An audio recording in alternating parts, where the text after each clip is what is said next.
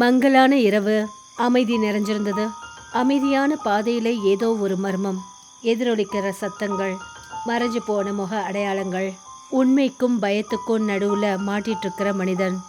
ஒரு அம்மா, ஒரு பொண்ணு, அவங்க பயணத்தோட ஆரம்பம். சொல்லப்படாத ரகசியங்கள் இந்த கதையில வெளியாகும். மங்கலான இரவா இருந்தது. ராகினி தன்னுடைய வேலையை முடிச்சிட்டு ஸ்கூட்டியில தன்னுடைய வீட்டுக்கு வந்துட்டு இருந்தா. அவளுடைய வீடு சிட்டிக்கு வெளியில இருக்கிற இலாக்கால இருக்கு. அப்புறம் பாதை நீளமாவும் வெறிச்சோடி போயிருந்தது. அந்த வழியில சில பேர் தான் வருவாங்க. திடீர்னு ஏதோ ஒரு பெண்ணோட அலறல் சத்தம் இந்த அமைதியை கலைச்சது. ராகினி பயந்து போய் தன்னுடைய ஸ்கூட்டியை நிறுத்திட்டா. அப்புறம் நாலாபுறமும் பார்த்தா, ஆனா அங்க யாருமே இல்ல. கொஞ்ச நேரத்துக்கு அப்புறம் அவ பின்னாடி திரும்பி பார்த்தப்ப அவ கண்கள்ல பயம் தெரிய ஆரம்பிச்சது. பயந்து போய் அவ கத்த ஆரம்பிச்சா. இது காலை நேரம். சுஹானி பிரேக்ஃபாஸ்ட் ரெடி பண்ணிட்டு இருந்தா. அப்புறம் தன்னுடைய பொண்ணை சாப்பிட்றதுக்காக கூப்பிட்டாங்க. ஆர்யா, பிரேக்ஃபாஸ்ட் சாப்பிடவா? எனக்கு ஆஃபீஸ்க்கு கிளம்பணும். வந்துட்டேம்மா. ஆர்யா வந்து சாப்பிட்றதுக்காக உட்கார்ந்தா. அப்புறம் டிவியை ஆன் பண்ணா. ரெடி ஆகுறதுக்கு எவ்வளவு நேரம் ஆக்குவ? என்னது இது வந்ததும் டிவி? செய்தியில அதே பொண்ணு தெரிஞ்சா அவ தான் ராத்திரி காணாம போன பொண்ணு. கூடவே நிறைய பொண்ணுங்க காணாம போன தகவலை பத்தி சொல்றாங்க. இன்று மறுபடியும் மனதை அதிர வைக்கும் ஒரு செய்தி. ஜியா ரோட்டில் காணாமல் போன மற்றும் ஒரு பெண். உங்ககிட்ட தெரிவிக்கிறது என்னன்னா, 2 வாரத்துல இது 14வது கேஸா கருதப்படுது. போலீஸ் துறை இதை பற்றி கடினமாக விசாரித்துக் கொண்டிருக்கிறது. இதை கேட்டதும் ஆர்யா ரொம்ப கவலையாயிட்டா. அவளுடைய கவலை நல்லா தெளிவா தெரிஞ்சது. சுஹானி இத பார்த்ததுமே டிவியை ஆஃப் பண்ணாங்க. மாம், என்ன நடக்குது? எனக்கு இப்ப ரொம்ப பயமா இருக்கு. Is everything alright? உன்னோட மாம் ஒரு போலீஸ் ஆபீசர். இதெல்லாம் பார்த்து நீ பயப்படுறது நல்லதா? நீ கொஞ்சமும் டென்ஷன் ஆகாத. நான் எல்லாத்தையும் சரி பண்ணிடுறேன். I love you mom. சரி, நீ பிரேக்ஃபாஸ்ட் சாப்பிடு, நான் ரெடி ஆயிடுறேன். அப்புறம் இன்னைக்கு நானே உன்னை காலேஜில் ட்ராப் பண்ணிடுறேன். இப்படி சொல்லிட்டு அவங்க அங்கிருந்து போயிட்டாங்க. ஆனா அவங்களும் கொஞ்சம் கவலையில இருக்காங்க. இதெல்லாம் கேட்கும்போது அவங்களாலையும் ஜீர்ணிச்சுக்க முடியல, பயந்து போயிருக்காங்க. கொஞ்ச நேரத்துக்கு அப்புறம் சுஹானி தன்னோட ஜீப்புக்கு பக்கத்துல நிக்கிறாங்க. அப்பதான் ஆர்யா வந்தா. 2 பேரும் ஜீப்ல ஏறினாங்க. அப்புறம் அங்கிருந்து புறப்பட்டு போனாங்க. சுஹானியும் ஆர்யாவும் ஜீப்ல உட்காந்துருக்காங்க. சுஹானி பார்த்த போது ஆர்யா தன்னுடைய போன்லயே இருந்தா. அவங்க சொல்ற எதுக்குமே அவ எந்த பதிலும் சொல்லல. ஆர்யா, என்னாச்சு மாம்? why are you always on your phone? கண்ணா, நீ நாள் முழுக்க இந்த மாதிரி போனை யூஸ் பண்ணக்கூடாது. மாம், I was just checking updates. I'm sorry. சரி, இட்ஸ் ஓகே. ஒரு விஷயம் சொல்லு. உன்னோட காலேஜுக்கு வெளியில உனக்கு எதுவும் அன்யூஷுவலா தெரியலல்ல? what do you mean mom? இல்ல அங்க யாராவது சுத்திட்டு இருக்கறாங்களா? இல்ல அடிக்கடி யாராவது நீ அங்க பாக்குறியா? இல்ல மாம், அந்த மாதிரி நான் எதுவும் நோட்டீஸ் பண்ணல. ஏதாவது ப்ராப்ளமா? இல்ல, எந்த ப்ராப்ளமும் இல்ல. எதுக்கும் கவனமா இரு, ஓகே கண்ணா? ஆர்யா சரிங்கிற மாதிரி அவளோட தலையை அசைச்சா. அப்புறம் கொஞ்ச நேரத்துல அவ தன்னோட காலேஜுக்கு வந்து சேர்ந்துட்டா. சுஹானி அவங்க கையை அசைச்சு பாய் பாய்னு சொன்னாங்க. அப்புறம் ஆர்யாவும் காலேஜுக்குள்ள போகும்போது கையை அசைச்சு பதில் சொன்னா. அவ போறத பார்த்துட்டு சுஹானி அங்கேருந்து புறப்பட்டு வந்தாங்க. சுஹானி போலீஸ் ஸ்டேஷனுக்கு போனாங்க. அங்க அவங்களோட சீஃப் இன்ஸ்பெக்டர் விவேக்க பார்த்தாங்க. சுஹானி அவரை நோக்கி போனாங்க. அவருக்கு சல்யூட் பண்ணாங்க. Sir. Suhani, nice to meet you. Suhani பெருமையா தலையசைச்சாங்க. அப்புறம் அவரை நேருக்கு நேர் பார்த்தாங்க. Let's start with a cup of tea inside. Sure sir. உள்ள போனதுமே சுஹானி தன்னுடைய நாற்காலியில உட்கார்ந்தாங்க. இன்ஸ்பெக்டர் விவேக் அவங்களுக்கு முன்னாடி இருந்தாரு. 2 பேருக்கும் முன்னாடி டேபிள் மேல சுட சுட கப்ல டீ இருந்தது. சொல்லுங்க சார். நான் இதை ஸ்பெஷலாக சொல்ல வேண்டிய அவசியம் கிடையாது. உங்களுக்கு நம்ம ஸ்டேட்டோட சிச்சுவேஷன் என்னன்னு நல்லாவே தெரியும். டு யூ மீன் சில நாட்களா காணாம போயிட்டு இருக்காங்களே அந்த பொண்ணுங்களை பத்தியா? You are right. சுஹானி, அந்த கேஸை இன்ஸ்பெக்டர் ராஜீவ் தான் ஹேண்டில் பண்ணிட்டு இருக்காரு. ஆனா இப்போ அவர் இல்லை. அதனால நான் என்ன நினைக்கிறேன்னா, இந்த கேஸை நீங்க ஹேண்டில் பண்ணணும். I heard about this demise. கேட்கறதுக்கே ரொம்ப கஷ்டமா இருந்தது. ஐ அம் glad to take this case forward. கேஸோட எல்லா ஃபைலும் உங்களுக்கு சாயந்தரத்துக்குள்ள கிடைச்சிடும். ஐ ஹோப் நீங்க இதை சீக்கிரமாவே ஃபினிஷ் பண்ணணும். போலீஸ் டிபார்ட்மெண்ட்டை நிறைய பேர் கேள்வி கேட்குறாங்க. You need to be quick. On it sir. Inspector எழுந்து நின்னாரு. அங்கிருந்து புறப்பட்டு போனாரு. அப்புறம் சுஹானி தன்னுடைய போனை எடுத்து கால் பண்ணாங்க. இன்னொரு பக்கம் ஆர்யா காலேஜ் கேட்டை விட்டு வெளியில வந்தா. ஒரு ஆட்டோ ரிக்ஷால உட்கார்ந்தா. அப்புறம் கால் வந்ததுமே அங்கேருந்து புறப்பட்டு போனா. ஹலோ மாம், காலேஜ்ல இருந்து கிளம்பிட்டியா? எஸ், நான் இப்போ ஆட்டோல இருக்கேன். கொஞ்ச நேரத்துல வீட்டுக்கு வந்துடுவேன். ஓகே, வீட்டுக்கு போனதும் கால் பண்ணு. அப்புறம் சேஃபா இருக்கணும். டோர்ஸை லாக் பண்ணிக்க. எஸ் மாம். ஆர்யா காலை கட் பண்ணா. சாயந்தரம் ஆயிடுச்சு. ஒரு பின் போர்டில் 4 பொண்ணுங்களோட போட்டோ இருந்தது. அவங்களுடைய விவரங்களோட. அப்புறம் சிகப்புக்கார எல்லா பின்ஸையும் ஒன்னோட ஒன்னு சேருது. சுஹானி அதை ரொம்ப கவனமா பார்த்தாங்க. அவங்களுக்கு பின்னாடி 2 போலீஸ் அதிகாரிங்க நிக்கிறாங்க. பேட்டர்னை நோட்டீஸ் பண்ணீங்களா? பின்னாடி நிக்கிற இன்ஸ்பெக்டர்ஸ் ஒருத்தருக்கு ஒருத்தர் பார்த்துட்டாங்க. அதுல ஒருத்தர் என்ன சொன்னாருன்னா, என்ன பேட்டர்ன் மேடம்? எதுக்காக சேலரி வாங்குறீங்க? பின்னாடி நிக்கிற இன்ஸ்பெக்டர் அமைதியா நின்னுட்டு இருந்தாரு. ஒருத்தருக்கு ஒருத்தர் பார்த்துக்கிட்டாங்க.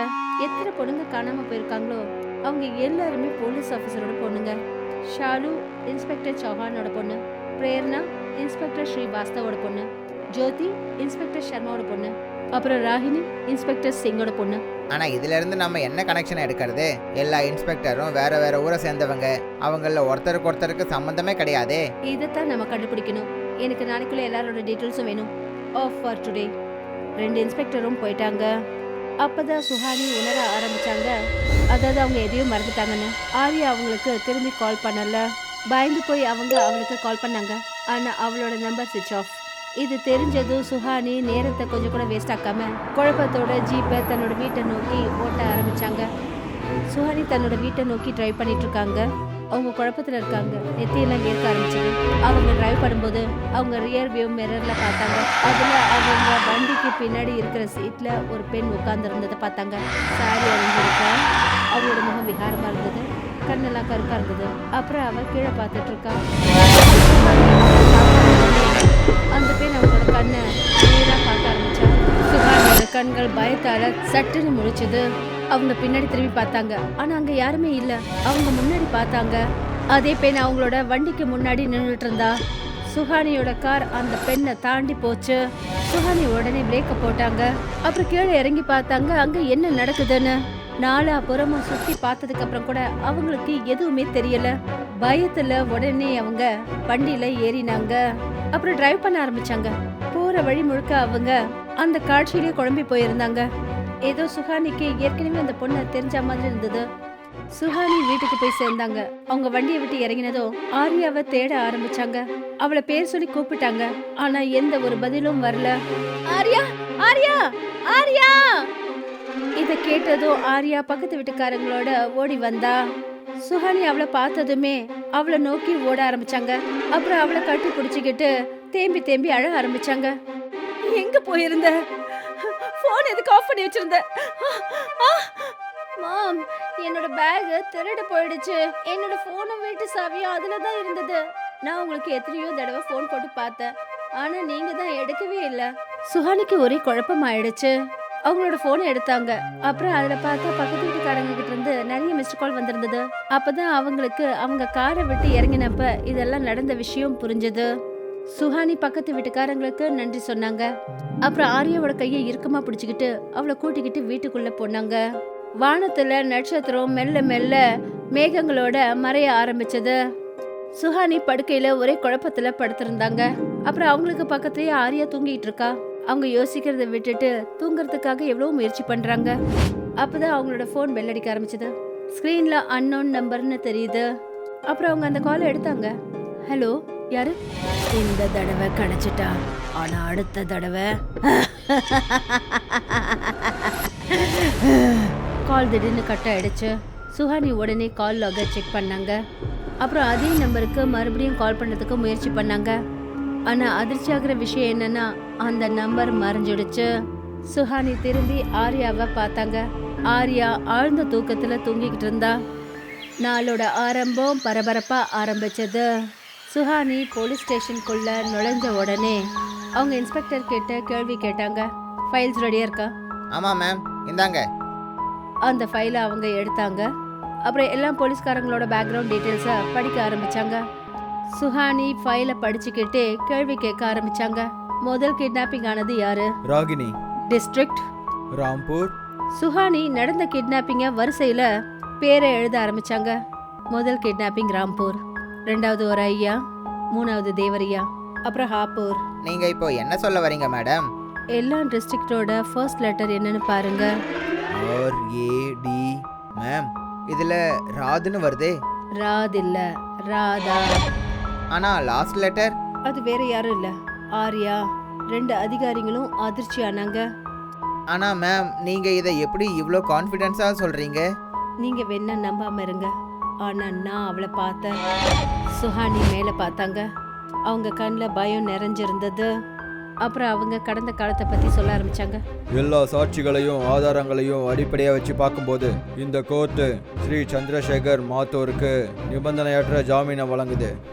ஜட்ஜ் கேஸோட கடைசி முடிவை சொன்னாரு. எம்எல்ஏ சந்திரசேகர் தன்னுடைய சக ஊழியர்களோட உட்கார்ந்துருக்காரு. அப்புறம் ராதாவோட அப்பாவை பார்த்தாரு. அப்புறம் இன்ஸ்பெக்டர் ராதாவோட அப்பாவுக்கு நீதிமன்றத்தை அவமதிக்கிறது, அப்புறம் தவறான எவிடன்ஸை கொடுத்து கோர்ட்டோட நேரத்தை வீணாக்குனதுக்காக பிஎன்எஸ் செக்ஷன் 227, 228 அப்புறம் 356 படி 6 வருஷ சிறை தண்டனை, அப்புறம் 3 லட்சம் அபராதம் செலுத்தணும்னு இந்த கோர்ட் தண்டனை விதிக்குது. ராதாவோட அப்பா தேம்பி தேம்பி அழ ஆரம்பிச்சாரு. ராதா நம்ம டிபார்ட்மெண்ட்டோட திறமையான ஒரு ஆஃபீஸர். அவ சந்திரசேகருக்கு எதிராக குரலை எழுப்பினா. ஆனா அவரு அந்த 4 இன்ஸ்பெக்டரோட சேர்ந்து அவளை கொலை பண்ணிட்டாங்க. தண்டனை கிடைச்சதுக்கு அப்புறம் ராதாவோட அப்பா ரொம்ப நொறுங்கி போயிட்டாரு. அப்புறம் அவர் தன்னுடைய ஜெயிலேயே தற்கொலை பண்ணிக்கிட்டாரு. ஆனால் மேம் உங்களோட பொண்ணு? அவங்க எவிடன்ஸ் எல்லாத்தையும் அழிச்சிட்டாங்க. நான் பண்ண நினைச்சாலும் என்னால எதுவும் பண்ண முடியல. எனக்கு விருப்பமே இல்லாம அந்த ஃபைலை க்ளோஸ் பண்ண வேண்டியதாயிடுச்சு. ஆனால் மேம் இருந்தாலும் இதில் அந்த பொண்ணுங்க மேலே என்ன தப்பு இருக்கு? தண்டனை அந்த இன்ஸ்பெக்டருக்கும் மாத்தூருக்கும் தானே கிடைச்சிருக்கணும். ஆனா ராதா இப்படி ஒத்துக்க மாட்டா. அவளுக்கு தேவை உயிர் இல்ல, பழி வாங்க நினைக்கிறா. அதனாலதான் அவ என்ன பார்த்தா போல இருக்கு. நான் அவகிட்ட போய் ஆகணும். அவகிட்டனா? சுஹானி 2 இன்ஸ்பெக்டரையும் கூட்டிக்கிட்டு ஹைவே ரோட்ல போனாங்க. ரோட்ல இருந்த ஒரு மைல் கல்ல ராம்பூர்னு பேர் போட்டிருந்தது. ஒரு இன்ஸ்பெக்டர் வண்டியை ஓட்டிக்கிட்டு இருக்காரு. சுஹானி ஃப்ரண்ட் பேசஞ்சர் சீட்ல உட்காந்துருந்தாங்க. அப்பதான் அவங்க ஃபோன் அடிச்சது. அப்புறம் அவங்க அந்த காலை எடுத்தாங்க. சுஹானி, ஆர்யா வீட்டில் இல்ல. என்ன? எப்படி? அதான் தெரியல. நான் பார்க்கலான்னு இங்க வந்தேன். அப்புறம் சுஹானி காலை கட் பண்ணிட்டாங்க. சீக்கிரம் வண்டி ஓட்டுங்க, இல்லைன்னா லேட் ஆயிடும். அவங்க ஒரு உடைஞ்சு போன வீட்டுக்கிட்ட போனாங்க. சுஹானி இன்ஸ்பெக்டர் 2 பேரோட காரை விட்டு இறங்கினாங்க. அப்புறம் உள்ள போய் பார்க்க போனாங்க. உள்ள இருந்த சூழ்நிலை ரொம்ப பயங்கரமா இருந்தது. எல்லா பொண்ணுங்களும் மயக்கத்துல வெளிர் நேரத்துல இருந்தாங்க. ராதாவோட ஆத்மா அவங்களுக்கு மேல சுத்திக்கிட்டே இருந்தது. 2 போலீஸ் ஆபீசருங்களும் பயந்து போய் அந்த இடத்த விட்டு ஓட ஆரம்பிச்சாங்க. ஆனா சுஹானி அவங்கள ஒத்து பார்த்துட்டு என்ன சொன்னாங்கன்னா, ராதா, உனக்கு நேர்ந்தது கொடுமைன்னு எனக்கு நல்லா தெரியும். அதுக்கான தண்டனையை இந்த அப்பாவி குழந்தைங்களுக்கு நீ கொடுக்க கூடாது. எங்க போச்சு இந்த பலம், கோபம்? எனக்கு கெடுதல் நடந்ததே அப்போ.